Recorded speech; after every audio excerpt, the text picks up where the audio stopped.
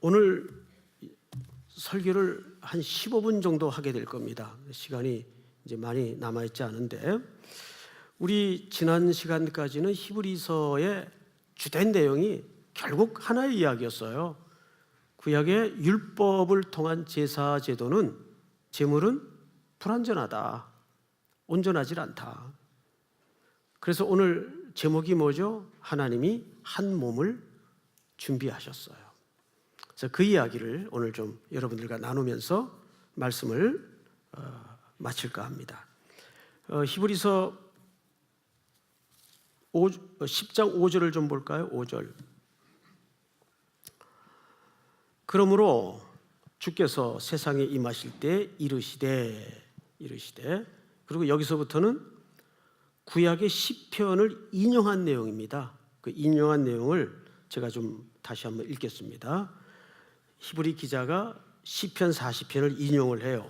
하나님이, 여기서부터입니다, 제사와 예물을 원하지 아니하시고 오직 나를 위하여 한 몸을 예비하셨다. 6절, 번제와 속죄제는 기뻐하지 아니하시나니 이에 내가 말하기를 하나님이여 보시옵소서, 두루마리 책에 나를 가리켜 기록된 것과 같이 하나님의 뜻을 행하러 왔나이다 하셨느니라. 자, 이것은 구약의 시편 기자가 한 이야기를 히브리 기자가 어떤 메시지를 위해서 지금 따옴표를 통해서 인용을 한 거예요. 자, 오늘은 시간이 짧지만 일부러 자막을 준비 안 했습니다. 이 인용의 원문을 우리가 시편으로 돌아가서 한번 같이, 중요하니까 찾겠습니다. 찾으세요. 시편, 구약에 있습니다. 시편 40편.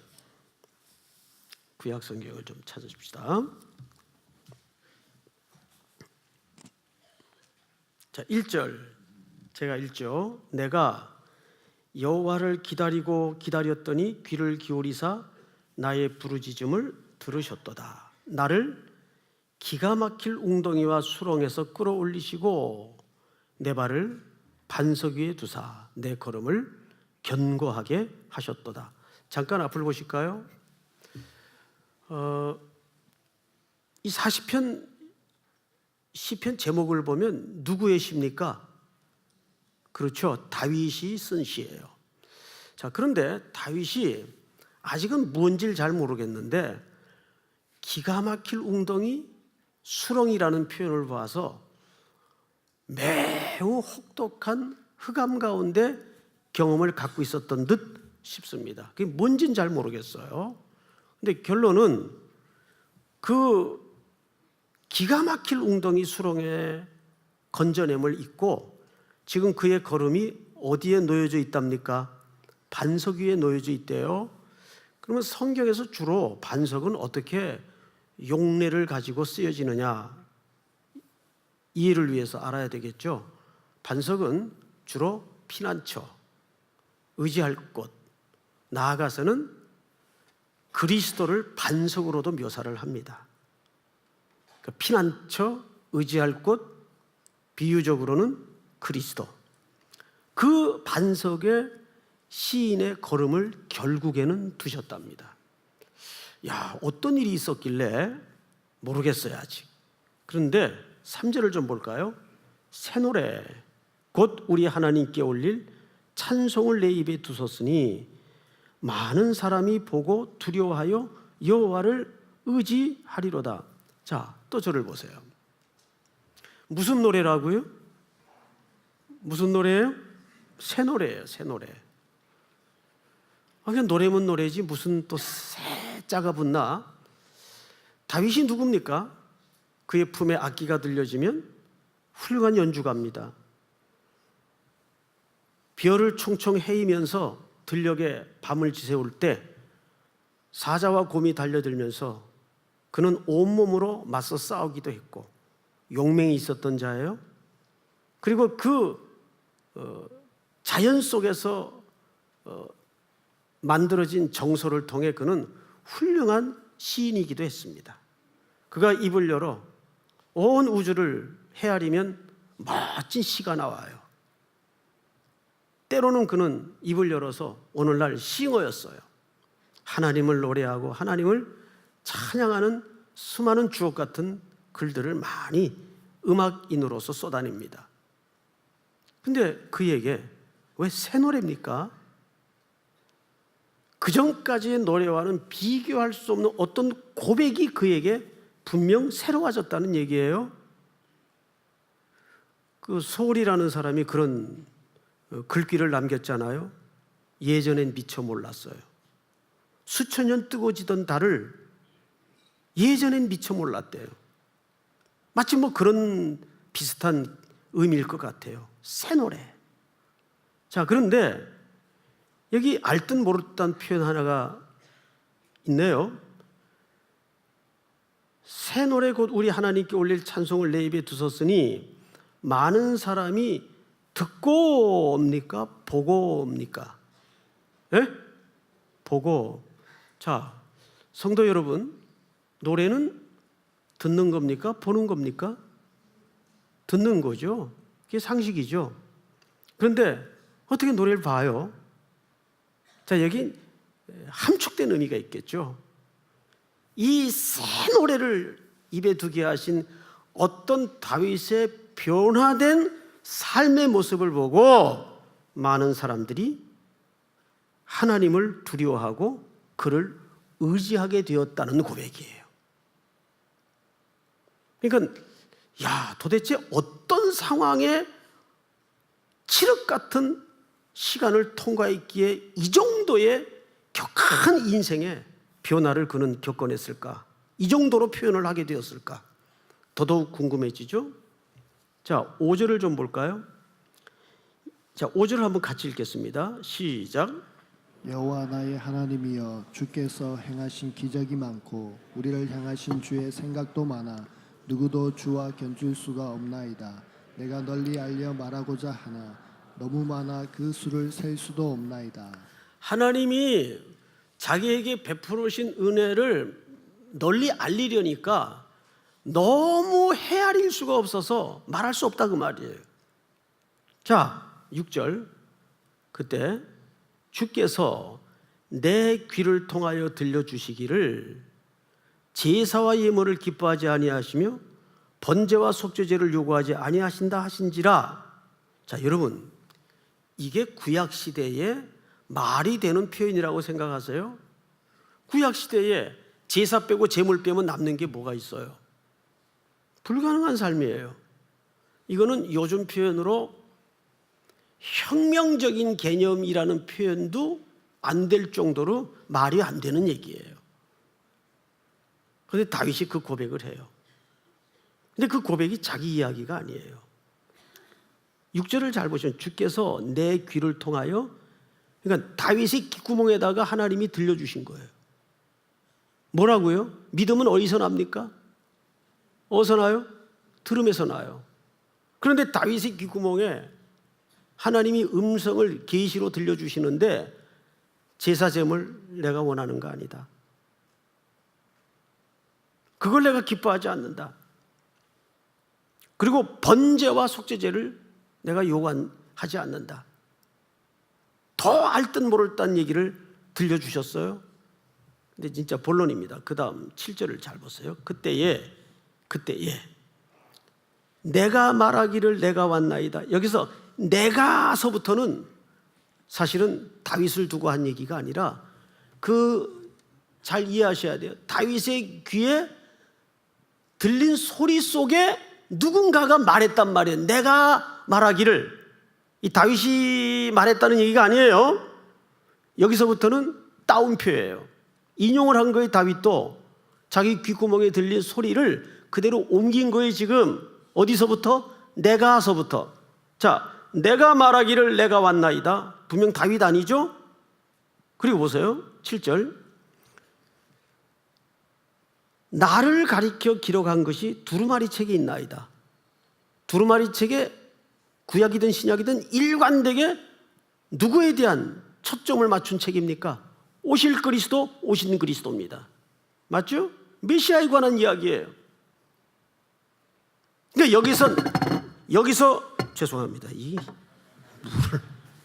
흥분함은 여기서 내가 아는 다윗이 아니라 다윗의 귀에 들린 어떤 사람, 그리스도를 얘기하는 거예요. 그러니까 다윗이 그 계시적 소리를 들은 거예요. 내가 말하기를 내가 왔나이다. 나를 가리켜 기록한 것이 두루마리 책에 있나이다. 이건 틀림없이 그리스도를 얘기합니다. 두루마리 책의 주제는 그리스도니까. 나의 하나님이여 내가 주의 뜻 행하기를 즐기오니, 그 소리 속에 들린 사람, 그 사람이 주의 법이 나의 심중에 있나이다 하였나이다. 정확하죠? 여기까지입니다. 여기까지 다윗이 지금 따옴표를 통해서 인용을 한 거예요. 그런데 이 내용을 지금 누가 인용을 했어요? 히브리 기자가 인용을 했어요. 그런데 문제는 아직도 도대체 다윗의 인생 속에 무슨 일이 있었나? 무슨 일이 있었길래 다윗이 그 메시아적 계시를 보게 되었는가? 이게 중요하단 말이죠.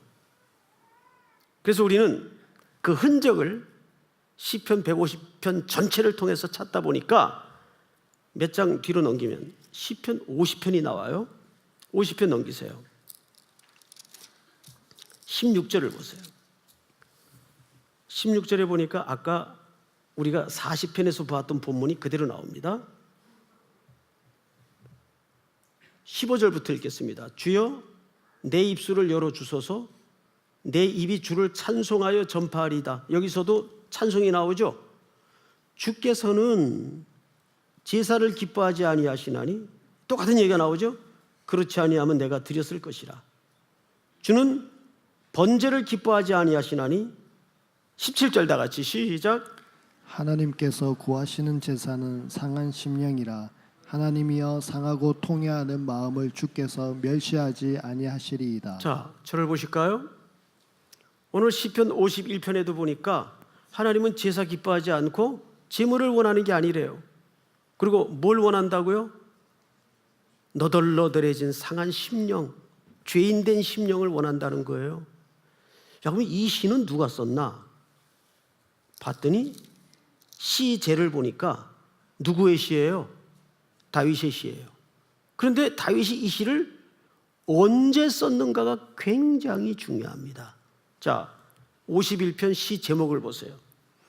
다윗의 시, 인도자를 따라 부르는 노래. 다윗이 밧세바와 동침한 후 선지자 나단이 그에게 왔을 때. 자, 다 됐어요. 그러니까 40편과 51편은 다윗이 어느 시기에 만들어진 시입니까? 밧세바와 동침한 사건을 겪은 후에 나단 선지자의 지적을 통해서 완전히 무너졌을 때,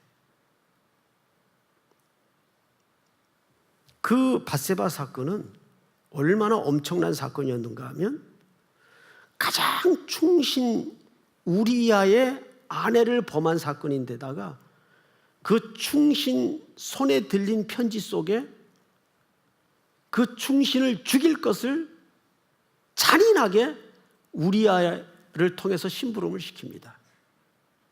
이게 얼마나 악해요.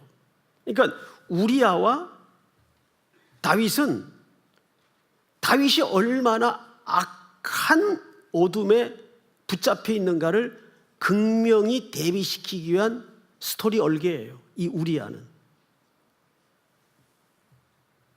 그리고 나단 선지자 앞에 지적을 받습니다.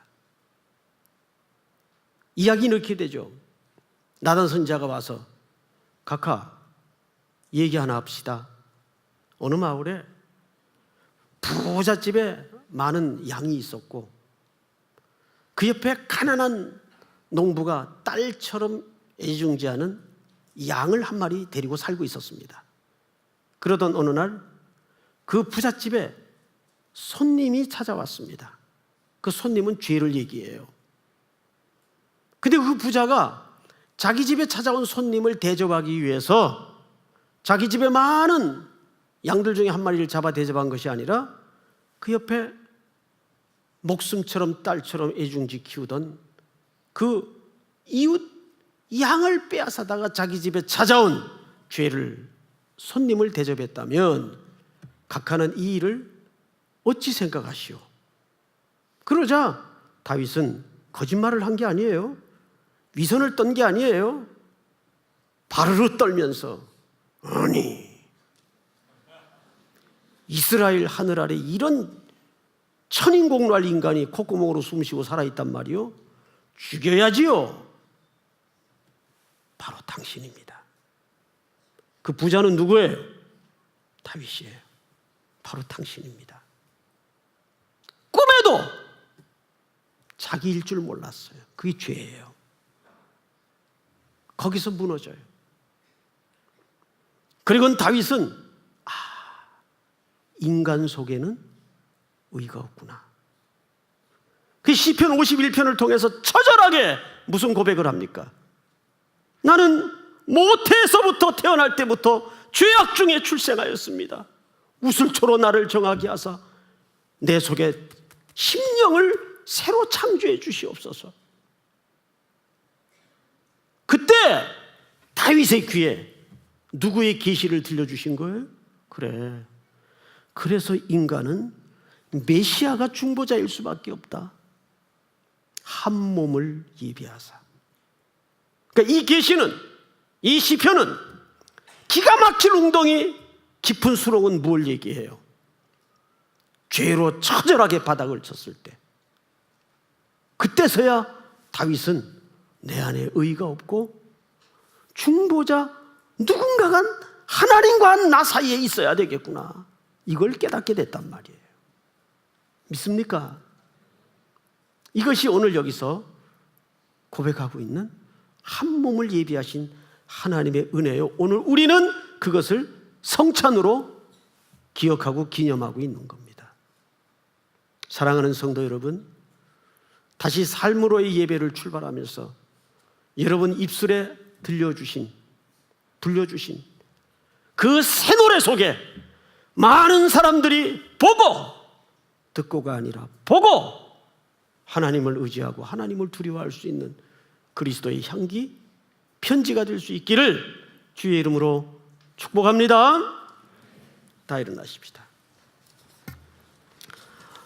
그가 오신 이유 우리 찬양하죠.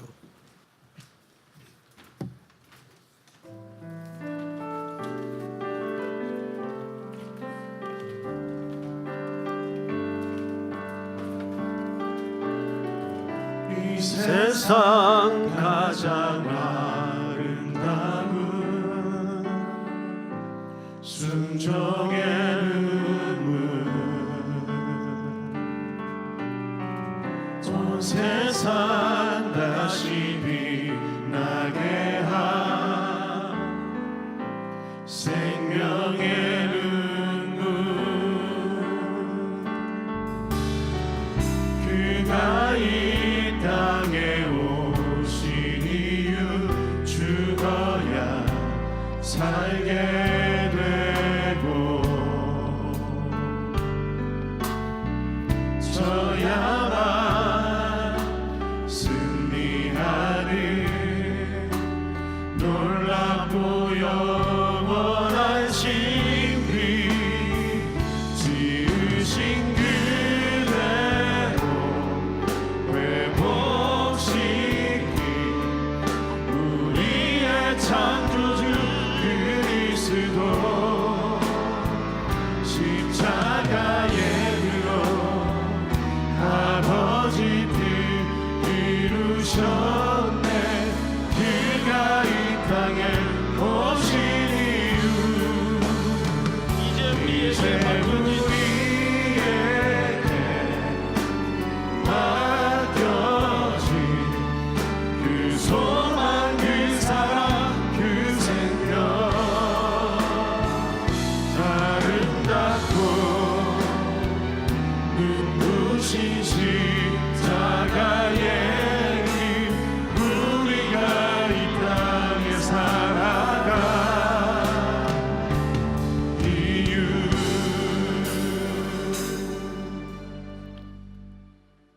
우리 주 예수 그리스도의 은혜와 하나님 아버지의 높고 높으신 지고한 사랑하심과 성령님의 교통과 깨닫게 하시는 은혜가 삶의 예배로 출발하는 사랑하는 우리 3일의 모든 성도들 머리머리 위에 복중의 생명까지 영원토록 함께 있을지어다. 아멘.